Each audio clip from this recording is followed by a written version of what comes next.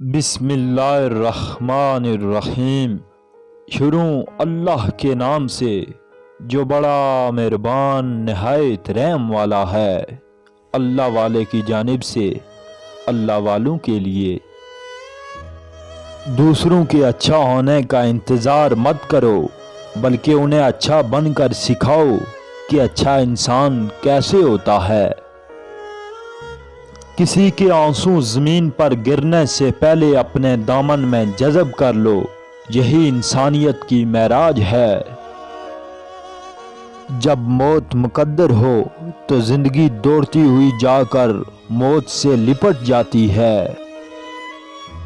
رشتوں کی رسی تب کمزور ہوتی ہے جب انسان غلط فہمی میں پیدا ہونے والے سوالوں کا جواب بھی خود ہی بنا لیتا ہے۔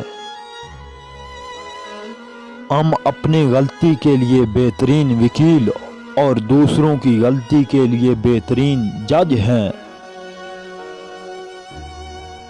جب دل میں کوئی ایسا غم پیدا ہو جائے جس کی وجہ سے سمجھ نہ آئے تو وہ انسان کے کسی ایسے گناہ کا نتیجہ ہوتا ہے جس کی اس نے ابھی تک توبہ نہیں کی ہوتی۔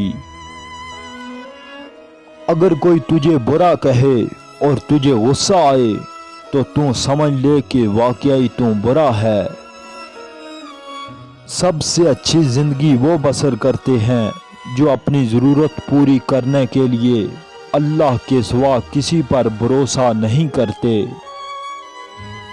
جب آپ عروج پر ہوتے ہیں تو آپ کے دوستوں کو پتہ چلتا ہے کہ آپ کون ہیں، اور جب آپ زوال پر ہوتے ہیں تو آپ کو پتہ چلتا ہے کہ دوست کون ہیں۔ کسی انسان کی نرمی اس کی کمزوری کو ظاہر نہیں کرتی، کیونکہ پانی سے زیادہ نرم کوئی چیز نہیں، لیکن پانی کی طاقت اتنی ہے کہ چٹانوں کو ریزہ ریزہ کر دیتا ہے۔ سوچنے والوں کی دنیا والوں کی سوچ سے الگ ہوتی ہے۔ غصہ ہمیشہ تنہا آتا ہے، لیکن جاتے ہوئے اپنے ساتھ عقل، اخلاق اور شخصیت کی خوبصورتی لے جاتا ہے۔ تعلیم انسان کو بولنا تو سکھا دیتی ہے، مگر انسان کو یہ نہیں سکھاتی کہ کب اور کہاں کتنا بولنا ہے۔ شک ایک ایسی بیماری ہے جو انسان کا سکون ختم کر دیتی ہے۔ اگر میں دیکھوں کہ کون کیا کر رہا ہے تو میں وہ کیسے کروں گا جو میں کر رہا ہوں۔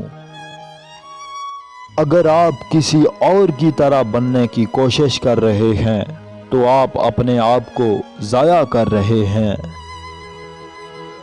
وہ ایک انگلی جو مشکل وقت میں آپ کی آنسوں پونچھتی ہے، وہ ان 10 انگلیوں سے بہتر ہے جو آپ کی کامیابی پر تالیاں بجاتی ہیں۔